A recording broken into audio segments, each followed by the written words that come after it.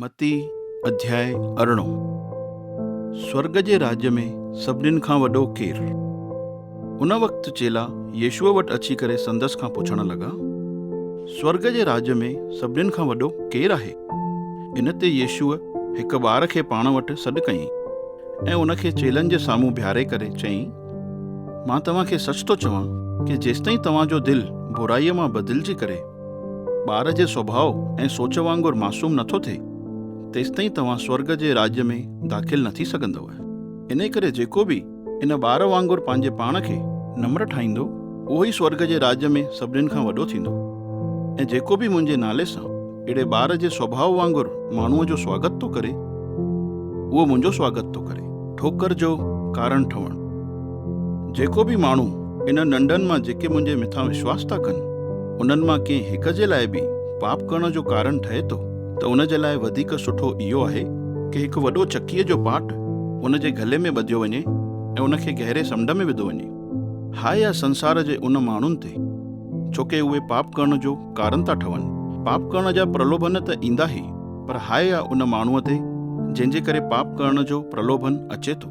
अगरि तुंहिंजो हथ या तुंहिंजो पेर तुंहिंजे लाइ पाप करण जो कारण थो ठहे, त उन पाप मां तूं ईअं छुटकारो पाए जीअं त कोई पंहिंजो हथ ऐं पेर कटे छॾे। बहितर आहे कि तूं लूलो ऐं लंगड़ो थी करे अनंत जीवन में दाख़िल थी, न कि ॿिनि हथनि ऐं पेरनि जे हूंदे उन बाहि में विधो वञी जेकी कॾहिं बि विसामंदी न। अगरि तुंहिंजी अखि तुंहिंजे लाइ पाप करण जो कारण थी ठहे, त उन पाप मां तूं ईअं छुटकारो पाए जीअं त कोई पंहिंजी अखि खे कढी छॾे। बहितर आहे कि तूं काणो थी करे अनंत जीवन में दाख़िल थी, न कि ॿिनि अखियुनि जे हूंदे नर्ग जी बाहि में विधो वञी। गुम थियल रिढ जी मिसाल। ॾिसो, मां तव्हांखे चवां थो कि इन नंढनि मां कंहिं हिक खे बि तुच्छ न सम्झिजो, छोके उन्हनि जी रक्षा करण जे लाइ जेके स्वर्गदूत उन्हनि सां गॾु हूंदा आहिनि, उहे लगातार मुंहिंजे पिता परमेश्वर जे साम्हूं हाज़िर रहंदा आहिनि। माण्हूअ जो पुटु जेके भटकियल आहिनि, उन्हनि खे बचाइण जे लाइ ई आयो आहे। तव्हां छा था सोचो? अगरि कंहिं वटि 100 रिढूं हुजनि ऐं उन्हनि मां हिकु गुम थी वञे, त छा उहो उन 99 रिढुनि खे पहाड़ीअ ते हिकु महफ़ूज़ जॻह ते छॾे करे उन भटकियल रिढ खे ॻोल्हण न वेंदो? मां तव्हांखे सच थो चवां कि उहो ज़रूरु वेंदो, ऐं जॾहिं उहा उनखे मिली वेंदी, त उहो उन 99 रिढुनि खां बि वधीक जेके सही सलामत हुयूं, उन हिकु रिढ जे मिलण ते आनंद मनाईंदो। उहो ई तव्हांजो पिता परमेश्वर जेको स्वर्ग में आहे, उन जी बि इहा ई इच्छा आहे कि इन नंढनि मां हिकु बि नाश न थिए। पाप करण वारे विश्वासी भाउ जे प्रति वर्ताव। अगरि तुंहिंजो विश्वासी भाउ तुंहिंजे खिलाफ़ कोई गुनाह थो करे, त उनखे अकेले में वञी करे सम्झाए, पर यादि रखिजे कि इहा ॻाल्हि तव्हां ॿिन्हिनि जे विच में ई रहे। जेकॾहिं उहो तुंहिंजी ॻाल्हि मञी थो वठे, त सम्झ कि तूं पंहिंजे भाउ खे बचाए वरितई, पर जेकॾहिं उहो तुंहिंजी ॻाल्हि नथो मञे, त पोइ तूं पाण सां गॾु हिकु या ॿिनि ॼणनि खे उन वटि वठी वञ कि हर हिकु ॻाल्हि उन्हनि जे द्वारा ॿुधी वञे, ताकि उहे गवाह ठहनि कि केरु सही आहे। अगरि उहो उन गवाहुनि जी बि न ॿुधे, त पोइ कलीसिया खे ॿुधाए छॾ। अगरि उहो कलीसिया जी बि नथो ॿुधे, त उनखे गैर यहूदी ऐं महसूल वठण वारे वांगुरु सम्झजांइसि। यीशुअ जो चेलनि खे अधिकार ॾियणु। मां तव्हांखे सच थो चवां, जेको कुझु तव्हां धरतीअ ते ॿंधंदव, उहो स्वर्ग में ॿंधिजी वेंदो, ऐं जेको कुझु तव्हां धरतीअ ते खोलींदव, उहो स्वर्ग में खुली वेंदो। मां तव्हांखे वरी थो चवां कि इन धरतीअ ते तव्हां मां कोई 2 ॼणा सहमत थी करे पिता परमेश्वर खां कुझु घुरंदव, त उहो तव्हां जे लाइ उनखे पूरो कंदो।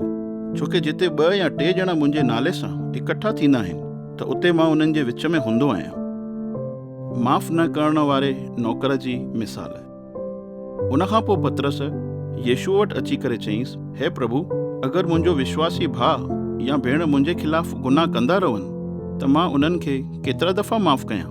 छा 7 दफ़नि ताईं?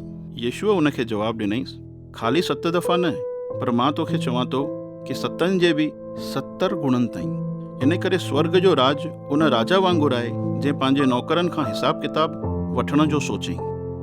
जॾहिं उहो हिसाब किताब वठण जे लाइ वेठो, त उन जे साम्हूं हिकु माण्हूअ खे वठी आयो, जंहिंजे मथां राजा जो 10,000 तोड़नि जो कर्ज़ हो। पर ईअं थियो कि उन माण्हूअ वटि कर्ज़ चुकाइण जे लाइ कुझु बि न हो। सो इन करे राजा इहो हुकुम ॾिनो कि उन दास खे, संदसि जी ज़ाल ऐं ॿारनि खे ऐं सॼी संपत्तीअ खे विकिणे करे उन जो कर्ज़ चुकायो वञे। इन ते उहो नौकर राजा जे पेरनि ते किरी पियो ऐं संदसि खे ईअं चई करे विनती करणु लॻो, हे राजा, सबुरु रख, मां तुंहिंजो सॼो कर्ज़ चुकाए छॾींदुमि। इहो ॿुधी राजा खे उन दास जे मथां दया आई ऐं राजा उन जो सॼो कर्ज़ माफ़ करे संदसि खे आज़ादु करे छॾियईं। पोइ जॾहिं उहो दास ॿाहिरि निकितो त उहो पंहिंजे हिकु साथी दास सां मिलियो जंहिंजे मथां संदसि जो 100 दिनारनि जो कर्ज़ हुयो। उन पंहिंजे साथी दास खे गिरेबान खां पकड़ियईंसि ऐं संदसि जो गलो दॿाए करे ईअं चवणु लॻो, जेको मुंहिंजो कर्ज़ तुंहिंजे मथां आहे उहो चुकाए छॾ। इन ते उहो साथी दास उन जे पेरनि ते किरी पियो ऐं संदसि खे ईअं चई करे विनती करणु लॻो, सबुरु रख, मां तुंहिंजो सभु कर्ज़ चुकाए छॾींदुमि। पर इन दास पंहिंजे साथी दास जी विनतीअ खे थोरो बि ध्यानु न ॾिनई ऐं एतिरो ई न पर उन खे जेल में बि विझाए छॾियईं जेसिताईं कि उहो उन जो कर्ज़ नथो चुकाए छॾे। इहो सभु ॾिसी करे उन जा ॿिया दास ॾाढो दुखी थिया ऐं इन ॻाल्हि जो सॼो हाल वञी करे राजा खे ॿुधाए छॾियो। तॾहिं राजा उन दास खे सॾु कराए चयईंसि, हे दुष्ट दास, मां तुंहिंजी विनतीअ ते दया खाई तुंहिंजो सॼो कर्ज़ माफ़ करे छॾियो। त पोइ भला जीअं मां तुंहिंजे मथां दया कई, छा उअं ई तोखे बि पंहिंजे साथी दास जे मथां दया न करणु खपंदी हुई? इन ते राजा गुस्से में अची करे उन दास खे सजा ॾियण वारनि जे हथ में तेसिताईं जे लाइ सौंपे छॾियईंसि जेसिताईं उहो राजा जो सॼो कर्ज़ नथो चुकाए छॾे। सो जेसिताईं तव्हां पंहिंजे विश्वासी भाउ या भेण खे सचे दिलि सां माफ़ न कंदव त पिता परमेश्वर बि तव्हां सां अहिड़ो ई व्यवहार कंदो।